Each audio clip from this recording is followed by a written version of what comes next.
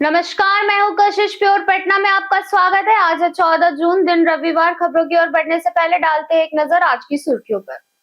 पटना जू में जानवरों की डीवर्मिंग अभियान शुरू। पटना में पीएनजी नियम सख्ती से अब होंगे लागू। पटना के युवक ने टोक्यो में बनाया स्वाद का साम्राज्य। बिहार में लंबित ई चालान निपटाने का सुनहरा मौका। सूर्यवंशी परिवार का नया सितारा, आशीर्वाद का शतक। तो आइए नजर डालते हैं आज की 25 बड़ी खबरों की ओर। पटना करेगा बिहार में रैपिड रेल क्रांति की शुरुआत। मुख्यमंत्री सम्राट चौधरी ने घोषणा की है कि बिहार में रैपिड रेल नेटवर्क विकसित किया जाएगा, जिससे पटना को गया, मुजफ्फरपुर, बेगूसराय और राजगीर से जोड़ा जाएगा। इस योजना के तहत इन शहरों के बीच यात्रा समय घटकर लगभग 40 मिनट रह जाएगा, जिससे रोजाना आने जाने वाले यात्रियों को बड़ी सुविधा मिलेगी। उन्होंने बताया कि केंद्र सरकार ने इस परियोजना पर काम शुरू कर दिया है और बिहार में रेलवे नेटवर्क तेजी से मजबूत हो रहा है। फिलहाल पटना से जयनगर के बीच नमो भारत ट्रेन चल रही है, जो 267 किलोमीटर की दूरी लगभग 5.5 घंटे में तय करती है। पटना मेट्रो जू विकास भवन पर जल्द बनेंगे नए स्टेशन। पटना मेट्रो के अगले चरण में जू विकास भवन और इनकम टैक्स गोलंबर पर स्टेशन बनाने की तैयारी है। बेली रोड का बड़ा हिस्सा निर्माण के लिए घेरा जाएगा, जिससे ट्रैफिक डायवर्जन लागू होगा। ट्रैफिक पुलिस, मेट्रो अधिकारी और ऑटो संघ की बैठक में व्यवहारिक रूट प्लान पर चर्चा हुई। मुख्यमंत्री के निर्देशन के बाद काम तेज किया गया है। साथ ही एडीजी की अध्यक्षता में सुरक्षा समीक्षा बैठक हुई, जिसमें डिपो, स्टेशन सुरक्षा, सीसीटीवी, एक्सेस कंट्रोल और आपात व्यवस्था पर जोर दिया गया। पटना जू में जानवरों की डीवर्मिंग अभियान शुरू। मॉनसून के आगमन से पहले पटना जू प्रशासन ने जानवरों को मौसमी बीमारियों से बचाने के लिए विशेष अभियान शुरू किया है। सभी जानवरों की डीवर्मिंग की जा रही है ताकि परजीवी संक्रमण और पेट संबंधी बीमारियों से सुरक्षा मिल सके। पशु चिकित्सकों की निगरानी में प्रक्रिया चरणबद्ध तरीके से चल रही है। बारिश में नमी बढ़ने से संक्रमण का खतरा रहता है। जानवरों के खान पान में बदलाव नहीं किया गया है। स्वास्थ्य व्यवहार पर नजर रखी रही है। सफाई, जल निकासी और पेयजल व्यवस्था को मजबूत किया गया है। पटना में पीएनजी नियम सख्ती से अब होंगे लागू। पटना सहित बिहार में पीएनजी उपभोक्ताओं के लिए निर्देश जारी किए गए हैं कि जिनके घर में पीएनजी कनेक्शन चालू हो गया, उन्हें 30 दिनों के भीतर एलपीजी सिलेंडर और रेगुलेटर वापस करना अनिवार्य है। ऐसा ना करने पर एलपीजी कनेक्शन स्थायी रूप से रद्द किया जा सकता है। जुलाई तक लगभग 1,25,000 उपभोक्ताओं को यह प्रक्रिया पूरी करनी होगी। पटना में 37,000 उपभोक्ता लक्षित है। सिक्योरिटी मनी वापस मिलेगी। किराएदारों को ट्रांसफर रसीद और नए कनेक्शन की सुविधा दी जाएगी। सरकार ने प्रक्रिया सरल रखी है। पटना संस्थान में 18 हस्तशिल्पों की मुफ्त ट्रेनिंग शुरू। पटना स्थित उपेंद्र महारथी शिल्प अनुसंधान संस्थान ने राज्य के युवाओं के लिए 18 पारंपरिक हस्तशिल्प विधाओं में मुफ्त प्रशिक्षण कार्यक्रम शुरू किया है। इसमें Madhubani painting, Tikuli painting, paper mache, terracotta, कसीदाकारी, कास्ट कला, मेटल क्राफ्ट और जूट शिल्प शामिल है। कुल 400 सीटों पर नामांकन होगा, जिसमें मधुबनी पेंटिंग के लिए 50 सीटें हैं। आवेदन के लिए 7वीं पास योग्यता और 22 से 45 वर्ष आयु सीमा निर्धारित है।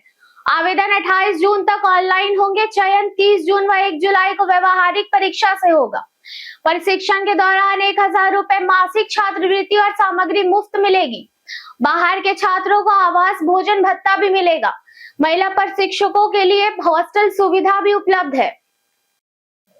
बिहार का पहला सरकारी संस्थान बना आईजीआईएमएस लैब। आईजीआईएमएस पटना की लैब रसायन प्रयोगशाला को NABL एवं अनुशोधन प्रयोगशाला प्रत्ययन से मान्यता मिली है, जिससे ये बिहार का पहला सरकारी स्वास्थ्य संस्थान बन गया है, जिसे ये उपलब्धि प्राप्त हुई है। इस मान्यता के तहत लगभग 100 प्रकार की जांचों को राष्ट्रीय स्तर पर प्रमाणित किया गया है। इससे जांच रिपोर्टों को सटीकता, विश्वसनीयता और गुणवत्ता में सुधार होगा। मरीजों को शीघ्र व सटीक निदान और बेहतर उपचार का लाभ मिलेगा। ये उपलब्धि संस्थान के चिकित्सकों, वैज्ञानिकों और तकनीकी टीम के सामूहिक प्रयास का परिणाम है। पाटलिपुत्र टर्मिनल ने 200 इलेक्ट्रिक बसों का परिचालन होगा जल्द। पटना में पाटलिपुत्र बस टर्मिनल से जल्द ही 200 इलेक्ट्रिक बसों का परिचालन शुरू होगा। ये पीएम ई बस सेवा योजना के तहत किया जा रहा है, जिसका उद्देश्य सतत और पर्यावरण अनुकूल नगरीय परिवहन प्रणाली को मजबूत करना है। डीएम डॉक्टर त्यागराजन एसएम की अध्यक्षता में हुई बैठक में परिवहन, पथ निर्माण विभाग, जिला प्रशासन और अन्य प्रतिनिधि शामिल हुए। अधिकारियों को समन्वय और आवश्यक कार्यवाही के निर्देश दिए गए हैं। ये सेवा लाखों लोगों को स्वच्छ, सुगम और आधुनिक यात्रा सुविधा प्रदान करेगी। पटना के बिस्कोमान भवन की 13वीं मंजिल पर लगी भीषण आग। पटना के गांधी मैदान स्थित बिस्कोमान भवन की 13वीं मंजिल पर शनिवार तड़के करीब 4 बजे भीषण आग लग गई, जिससे अफरा तफरी मच गई। सुरक्षा गार्ड ने सबसे पहले धुआं और लपेटें देखी, जिसके बाद दमकल विभाग को सूचना दी गई। कई दमकल गाड़ियों ने मौके पर पहुंचकर हाइड्रोलिक उपकरणों की मदद से आग पर काबू किया। राहत की बात यह रही कि आग ऊपरी मंजिल तक ही सीमित रही और कोई हताहत नहीं हुआ। शुरुआती आशंका शॉर्ट सर्किट की है। प्रशासन ने जांच शुरू कर दी और नुकसान का आकलन जारी है। मॉनसून में पटना में जारी सड़क खुदाई में बड़ा खतरा। पटना में मॉनसून के बावजूद सड़क खुदाई जारी है, जबकि 31 मई के बाद रोक थी। बाबा चौक समेत कई इलाकों में पाइपलाइन बिछाने के लिए सड़कें खोदी जा रही है, जिससे हादसों का खतरा बढ़ गया है। खुले गड्ढे और लोहे की छड़ें खतरनाक बनी हुई है। कई जगह पानी भी भर गया है। राजीव नगर और पटेल नगर में काम अधूरा है। अटल पथ और बाकरगंज नाली की परियोजनाएं धीमी हैं, जिससे जल निकासी प्रभावित हो रही है। प्रशासन ने जांच का आश्वासन दिया है और सुधार की जरूरत है। कृषि आधारित स्टार्टअप से युवाओं को मिलेगा रोजगार। कृषि मंत्री विजय कुमार सिन्हा ने कहा कि कृषि आधारित स्टार्टअप से युवाओं के लिए रोजगार के नए अवसर बढ़ेंगे। उन्होंने उच्च स्तरीय बैठक में कृषि विश्वविद्यालयों, कृषि विज्ञान केंद्रों और स्टार्टअप इकाइयों के बीच मजबूत समन्वय स्थापित करने पर जोर दिया। इसके लिए सिंगल विंडो प्लेटफॉर्म विकसित करने की योजना है, जिससे किसान, शोधकर्ता, उद्यमी और निवेशक एक साथ जुड़ सकेंगे। कृषि नवाचार प्रशिक्षण कार्यक्रम प्रतियोगिताओं के माध्यम से युवाओं को प्रोत्साहित किया जाएगा। मखाना, कोल्ड स्टोरेज, सप्लाई चेन और डिजिटल तकनीक आधारित कृषि परियोजनाओं को प्राथमिकता दी जाएगी। सचिवालय हॉल्ट के पास क्षतिग्रस्त सड़क जल्द होगी दुरुस्त। नगर आयुक्त यशपाल मीणा ने सचिवालय हॉल्ट के पास क्षतिग्रस्त सड़क की शीघ्र मरम्मत के निर्देश दिए हैं। उन्होंने नूतन राजधानी अंचल के वार्ड 3, 4, 9 और 10 का निरीक्षण कर मानसून पूर्व जल निकासी तैयारियों की समीक्षा की। Eco park 2 drainage pumping station, विधानसभा परिसर, आरा गार्डन, बीआईटी मेसर परिसर और निशाबाद पुलिस कॉलोनी का भी निरीक्षण किया गया है। भारी बारिश में त्वरित जल निकासी के लिए पंप सेट लगाए गए हैं। निरीक्षण में नालों की सफाई संतोषजनक पाई गई है और सभी उपकरणों को सक्रिय रखने के निर्देश दिए गए हैं। पटना के युवक ने टोक्यो में बनाया स्वाद का साम्राज्य। पटना के एक युवा उद्यमी ने जापान की राजधानी टोक्यो में जग्गू ढाबा खोलकर भारतीय स्ट्रीट फूड को नई पहचान दिलाई है। यहाँ गोलगप्पे, समोसा चाट, दही भल्ला, सेव पूरी और पकौड़े जैसे व्यंजन जापानी लोगों, पर्यटकों और भारतीय प्रवासियों के बीच बेहद लोकप्रिय हैं।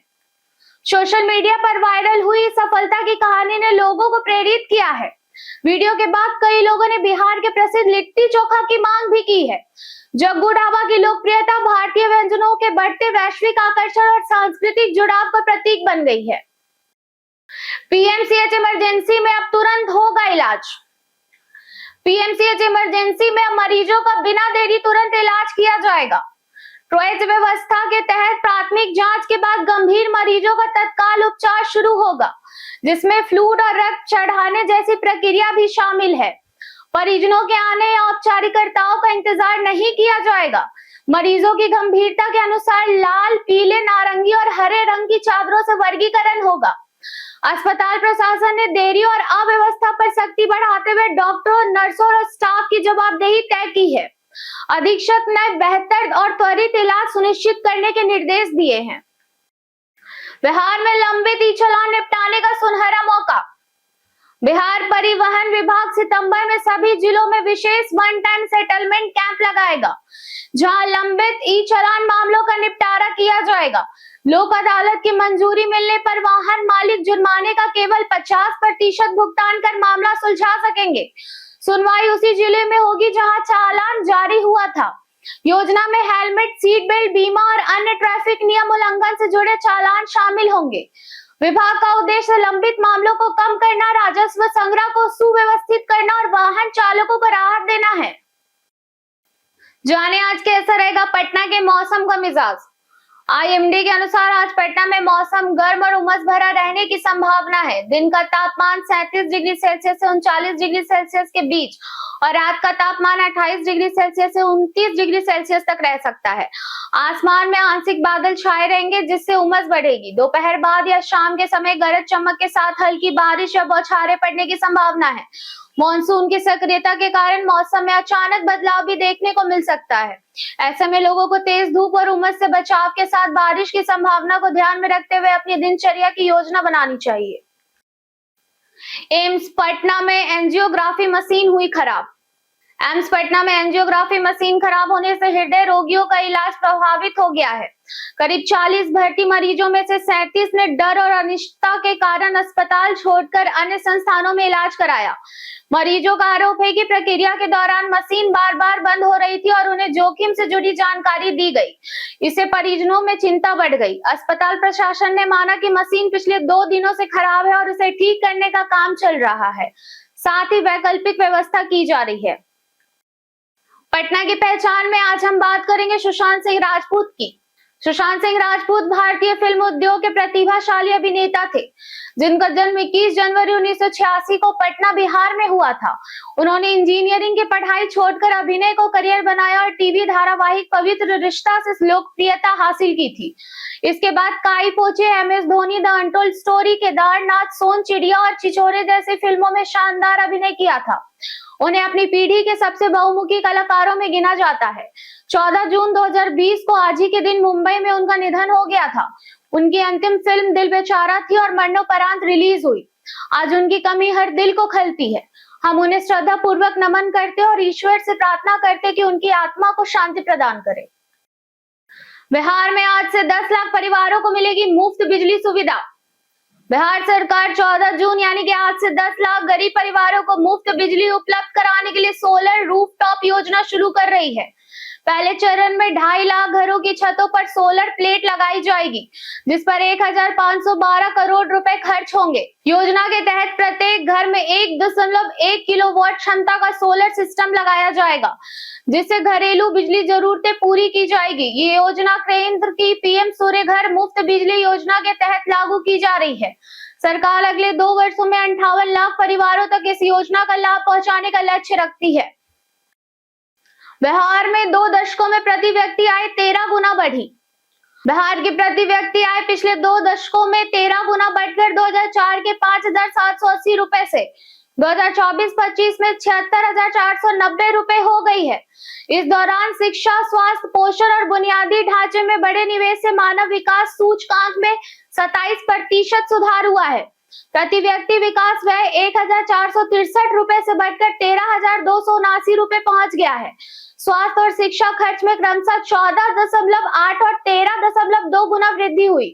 बेरोजगारी दर घटकर 3% रह गई है, जो राष्ट्रीय औसत से कम है। स्वच्छ जल सफाई में राज्य देश में 3रे स्थान पर है।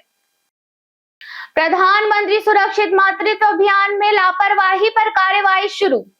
पटना में प्रधानमंत्री सुरक्षित मातृत्व अभियान के तहत आयोजित विशेष कार्यक्रम में लापरवाही सामने आने पर सिविल सर्जन योगेंद्र प्रसाद मंडल ने 3 प्रखंड स्वास्थ्य प्रबंधकों से स्पष्टीकरण मांगा है। नौबतपुर, दानापुर और घोसवारी की प्रबंधक निर्धारित समय पर वीडियो कॉन्फ्रेंसिंग में शामिल नहीं हुई और कार्यालय भी अनुपस्थित रही। 9 जून 2026 को आयोजित इस कार्यक्रम की निगरानी के लिए सभी अधिकारियों को समय पर जुड़ने का निर्देश दिया गया था। अनुपस्थिति को गंभीर लापरवाही मानते हुए सिविल सर्जन ने चेतावनी दी है कि संतोषजनक जवाब न मिलने पर मानदेय रोका जा सकता है। पटना में ट्रेडिंग निवेश के नाम पर युवक से हुई ठगी।